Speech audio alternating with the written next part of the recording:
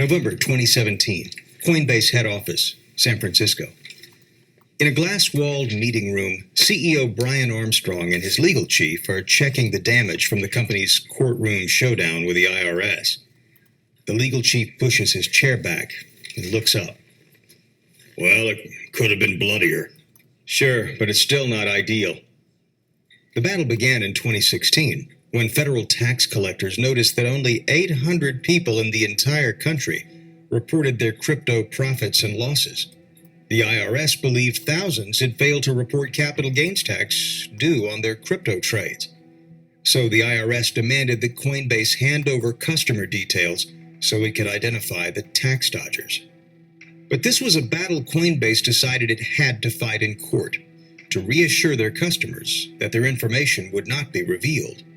And this morning, the court made its decision. We've gone from having to provide details on 500,000 customers to just 13,000. It's not a total victory, but at least we can say we did all we could to protect our customers' privacy.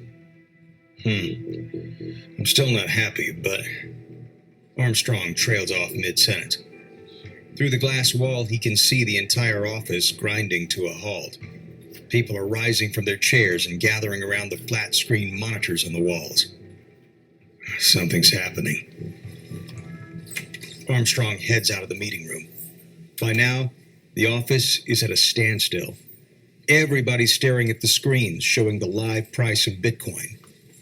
The price is creeping up towards an all-time high of $10,000. The employees watch as the price graph wobbles higher and higher. One employee whispers encouragement under his breath. Come on, come on.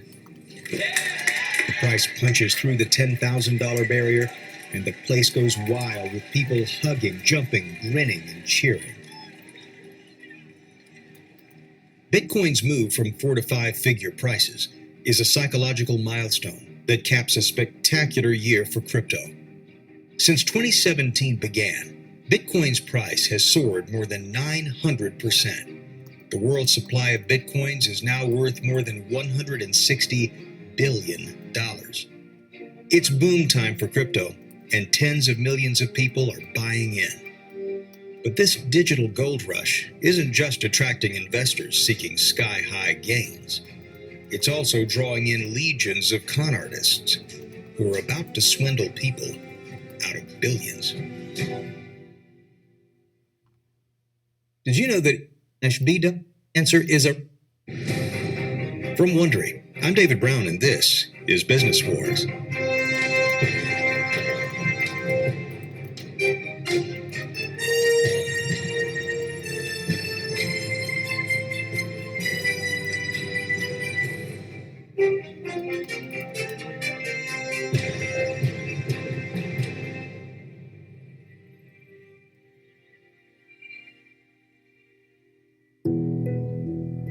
On the last episode, Ethereum sparked a digital gold rush that sent crypto prices rocketing. Coinbase's trading systems almost collapsed after millions of new customers signed up, and stock trading app Robinhood jumped on the crypto bandwagon. But now, the crypto craze is about to run out of gas. This is Episode 6, Zucker Punch.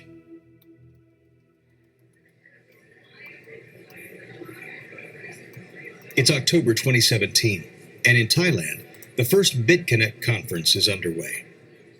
It's a live-streamed celebration with acrobats, awards, and ceremonial sword fights.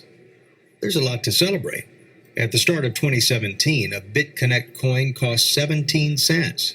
Now, they're worth $220. And on the stage, some of the people who struck digital gold are sharing their stories. A bald, muscular man grabs the mic. Hey, hey, hey. Hey, hey, hey.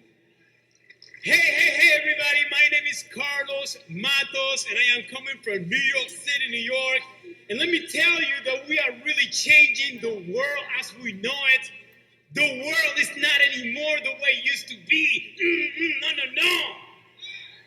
Be connected. Let me tell you guys that I started 137 days ago with only $25,610. And right now I am reaching $140,000. I am saying to so many people who said that this was going to be a con artist game, that this was going to be a scammer game. Hey, you're going to lose all your money. My wife still doesn't believe in me. I'm telling him, well, honey, this is real. No. That's a scam. But Carlos's wife is right. BitConnect is a scam, and a damn successful one. BitConnect promises those who buy its coins that their investment will grow 48% a month. At that rate, 10 grand would become $90 trillion in 5 years. In the heady crypto boom, BitConnect's big promises and vague claims of advanced blockchains are enough to get people to pony up $2 billion. But BitConnect is just the tip of the iceberg. There are hundreds of other swindlers out there exploiting people's hunger for crypto. Some hold initial coin offerings before running off with the cash. Other scammers buy low-value cryptos and hype them relentlessly until others rush in. Then, when the price spikes, the conspirators sell, leaving victims with junk tokens. Regulator warnings about the scams go unheeded. Those who question the hype get shouted down on social media. Crypto is now one of the all-time biggest bubbles in financial history, and it's ready to burst.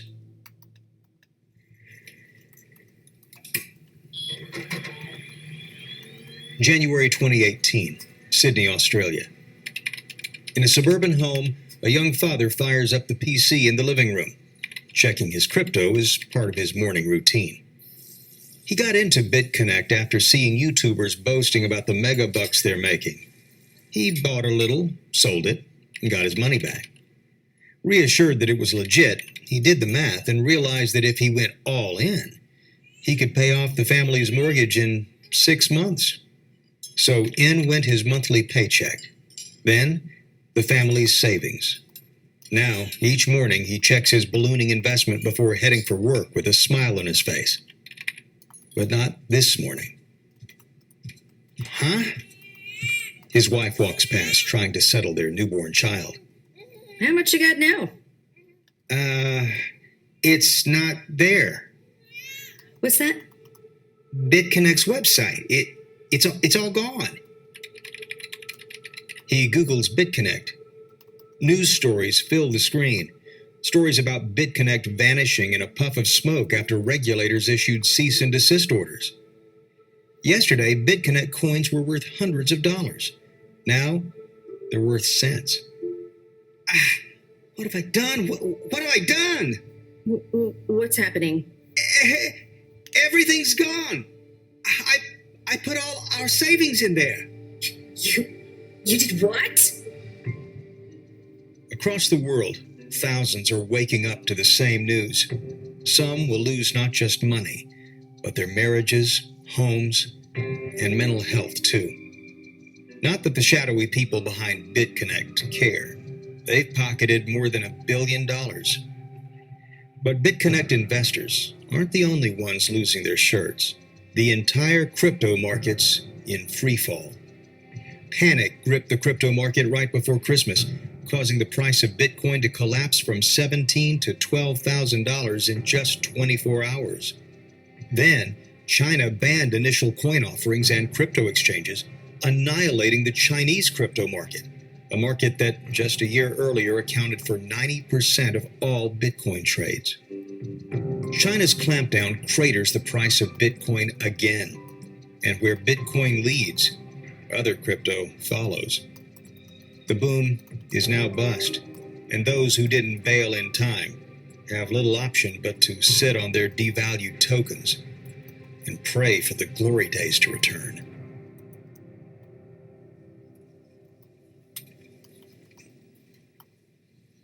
Spring 2018, San Francisco. In the Coinbase conference room, CEO Brian Armstrong is updating the company's board on business. This year, we forecast revenues of $500 million. One board member almost spits out his coconut water. What? Last year you did $1 billion. You're saying revenues will drop 50%? Bitcoin is down 70% since December. Other crypto even more. Trading volumes have dropped 80%. That means the money we make from commissions has fallen drastically. The board members are aghast. Coinbase's investors expect fat returns. Instead, the company's shrinking fast. Chief Operating Officer Asif Herji rises from his chair. The Coinbase board appointed this former TD Ameritrade exec last November, hoping he could professionalize the company. Herji senses that the board could do with some East Coast gravitas right now. This downturn is an opportunity. The board member with the coconut water scowls. How's a 50% revenue drop an opportunity? Coinbase nearly imploded in December because its technology and customer support couldn't handle the demand. This gives us breathing room to ensure that gets fixed. Armstrong steps in. We anticipated the crash, so we built up a cash buffer during the boom to see us through any downturn. When the market rebounds, we'll be ready. What makes you so certain there will even be a recovery? Look, Bitcoin's price is still higher than before the boom. When the boom began, Bitcoins cost $1,000. Today, they cost $8,000. It's more instructive to look at price lows than highs. There's too much froth in the highs, and the lows are trending up. The board members relax. They're not sure if Armstrong's plan to hold steady will work, but at least there is a plan. Coinbase is now the #1 place for small-time U.S. investors to trade crypto, but threats remain. The Winklevoss twins' Gemini exchange is still a contender in the battle to win over the titans of high finance. Then there's Robinhood, the stock trading app that pioneered commission-free trades. It could be a formidable foe, but is it in crypto for the long haul? There's also Binance, the crypto exchange founded by Chinese entrepreneur CZ. It's now the world's favorite place to buy and sell crypto. Even China's crypto clampdown couldn't stop it. With a remote workforce and no office or bank account tying it down, Binance exited China in a single click. Summer 2018, Coinbase headquarters, San Francisco. Balaji Srinivasan leans over the meeting room table and glares at Herji. Screw Chicago. We need to compete with Binance. Herji's eyes widen. Srinivasan is Coinbase's new chief technology officer, and he's a handful. We need to list more cryptos. Binance has hundreds. We've got, 4? People want to buy the latest cryptos. Binance gives people that choice. We don't. Herji interjects. We make our money by charging commissions on each trade. Most of the coins you're talking about are unpopular and near worthless. They won't make us enough money to justify the cost of listing them. We need to focus on getting hedge funds into crypto. Srinivasan stuffs his hands into the front pocket of his white hoodie and sneers at Herji. Our customers aren't Wall Street suits. They're everyday people. If we give them more choices, they will trade more, and we'll make more money. If we don't act, they'll just go to Binance. And that is why we are going to list more coins. Herji turns to CEO Brian Armstrong, who's been quietly watching the whole time. Brian, are you on board with this? Armstrong glances at his warring execs, then replies, We can do more than one thing, so yeah. But Coinbase isn't just adding more coins to its exchange. It's also minting a crypto of its own. In May 2018, it helps launch the USD coin. USD coin is a stable coin, a new kind of cryptocurrency that pegs its value to national currencies. Each USD coin is worth $1 and promises to combine the price stability of the greenback with the easy movement and lower transaction fees of crypto. The Winklevoss twins are also on the case. In September 2018, they launch a rival stablecoin called the Gemini Dollar. But even as the twins flash their newly created cash, an old foe is sizing up their lunch.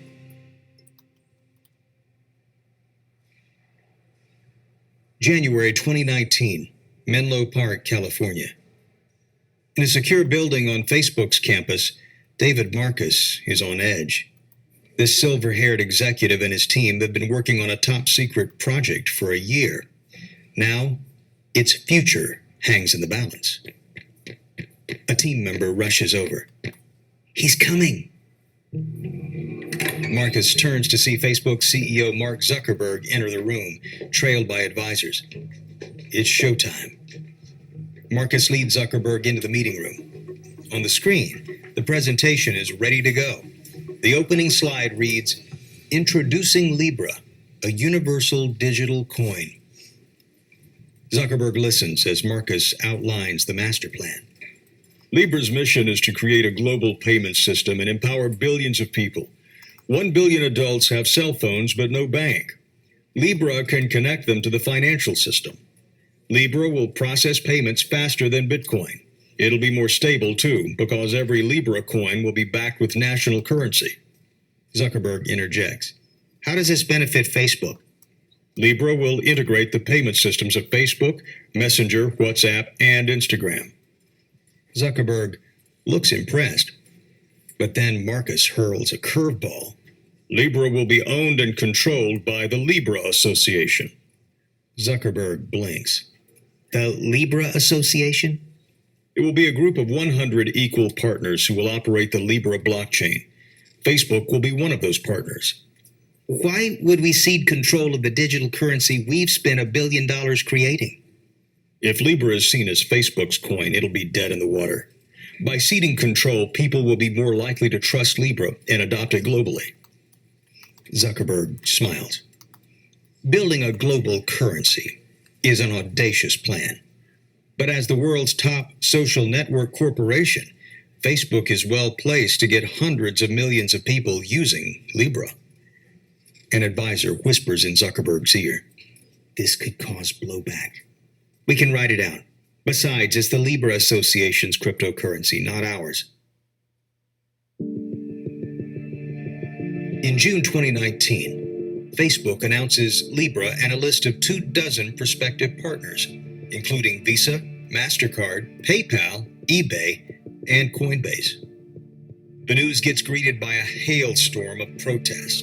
Governments, privacy campaigners, central banks, politicians of all stripes, and crypto fans unite in opposition to Facebook's bid to wrap its tentacles around the world's financial system. Within days, Marcus is hauled before senators in Washington. You know, this is a $20 bill. Do you know who can use a $20 bill? Or maybe better question, who can't use a $20 bill? I believe the answer to your question is anyone. Everybody can use a $20 bill. This $20 bill doesn't discriminate on anything. You could be a murderer, you can say horrible things, you can say great things. This $20 bill can be used by every single person that possesses it with regard to your network. On Facebook, you don't allow gun sales. So can a gun dealer who's abiding by American law, can they use your system? So this is a question that is really important to get right, Congressman, and we haven't written a policy yet. See, and that's what concerns me. I love what you're doing, but when we say we at Facebook are going to set the social policies of who can use this cryptocurrency, in a way, we're going to set the social policy of who's in and who's out. Facebook figures the fuss will die down, but the heat just keeps rising. The People's Bank of China identifies Libra as a threat and fast-tracks its plan to introduce a digital currency that could form the basis for an alternative to the existing West-controlled financial system. In the U.S. and Europe, alarmed politicians and regulators propose new laws to snuff out Libra. By October, Libra's partners are bailing. PayPal jumps first. MasterCard, Visa, and eBay follow soon after. Faced with overwhelming opposition, the Libra Association dilutes the ambition, rebrands as Diem, and delays the launch time and time again. 2019 ends with Facebook in retreat and Bitcoin prices in the doldrums. 2 years after the crypto crash, the days when people would bet the house and kids on digital cash seem long gone. But then COVID-19 brings the global economy to its knees. Soon, there are millions of bored, locked down people wondering what to do with their government stimulus checks. And some of them are feeling lucky.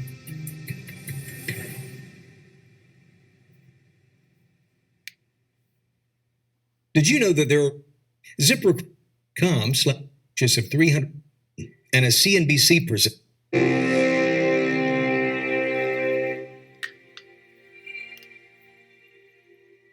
It's January 2021, and a CNBC presenter is trying to wrap her head around the latest tweets from Tesla founder Elon Musk. Overnight, he's been tweeting, and it is driving up Dogecoin pretty significantly. It's up by 72%. I don't even follow this or know what's going on with it, but if you look on Twitter, Elon said first, Dogecoin is the people's crypto. No need to be a gigachad to own. He tweeted other things, just like no highs, no lows, only Doge. Until the Tesla founder's mystifying tweets arrived, few people had heard of Dogecoin, and even fewer cared. It was, after all, a 7-year-old joke inspired by an internet fad for posting pictures of Shiba Inu dogs surrounded by broken English phrases and created to mock Bitcoin and the whole culture of cryptocurrency speculation. But Musk's endorsement inspires thousands of his fans to get into Doge. The price of Dogecoin rockets from less than a penny to 8 cents. As the price soars, people hunt for somewhere to buy Dogecoin. Coinbase shunned it, but Robinhood offers it. And it rakes in $30 million in the first quarter of 2021 just from Dogecoin trades. Now, Coinbase scrambles to offer not only Dogecoin, but every crypto legally possible. But Musk isn't done playing the crypto market like a yo-yo just yet. In February, Tesla reveals it has bought $1.5 billion of Bitcoin and plans to let people buy its cars with crypto. The news boosts Bitcoin's price 14%. Then, research exposes Bitcoin's environmental cost. Over the course of a year, Bitcoin mining consumes more electricity than all of Argentina. Each Bitcoin transaction uses the same energy as the average U.S. household uses in 62 days. Musk responds by canceling Tesla's Bitcoin plans, knocking 15% off the price of the crypto. But believers are undeterred. A year into the COVID-19 pandemic, crypto's on a roll. With COVID tanking the world economy, governments dish out trillions of dollars in stimulus packages, and millions of people park that money in crypto. In a low-yield financial climate, even some investment funds go into crypto in a desperate hunt for any returns. Bitcoin entered 2020 worth just over $7,000. A year on, it's pushing $50,000. And with crypto bigger than ever, Coinbase decides to cash in its chips. It's April 14th, 2021, and Coinbase's stock market debut is the talk of Wall Street. And Fox Business wants venture capitalist Greg Smith to explain all the fuss. I want you to make your case here. You think that just by going public, this exchange, Coinbase, will raise the price and the value of cryptocurrencies themselves. Why so? Well, look, it's no surprise that we're witnessing Bitcoin make new highs today, coinciding with the direct listing of Coinbase. I think the analogy to this is Coinbase will do to Bitcoin and other cryptos exactly what Beyond Meat's IPO 2 years ago did for plant-based eating, and it really popularized the notion of plant-based diets. Coinbase stock debuts at $380, soars above $400, and then plummets. It ends the day $52 down on its opening price. It's a roller coaster ride worthy of Bitcoin itself. But the bigger picture is clear. Coinbase is now a corporate giant, valued at $85 billion. CEO Brian Armstrong is now a multi-billionaire. But Coinbase's stock market debut represents more than one company cashing in. It also completes cryptocurrency's journey from the financial fringes and into the bosom of Wall Street. Blockchain geeks, firebrand radicals, and dark web drug lords are no longer the face of crypto. Today, even pension funds dabble with Bitcoin. But while the lure of big money has won over the once wary gatekeepers of high finance, tensions with the world's financial regulators remain. Governments are updating finance laws to include crypto. China is stamping out the last remnants of its once world-leading crypto industry. And in the US, regulators are getting tougher on crypto companies and drafting rules to keep the industry in check. The days when crypto promised a libertarian revolution that would tear down the Fed are long gone. Today, it increasingly looks like just another appendage to the financial system it once tried to overthrow. In 12 years, cryptocurrencies have gone from worthless digital trinkets to a multi-billion-dollar industry that has got millions hooked on buying and selling crypto in hope of instant riches. It's a new financial world where crypto rebels in hoodies sit side by side with sharp-suited Wall Street executives. And neither side is quite sure who co-opted who.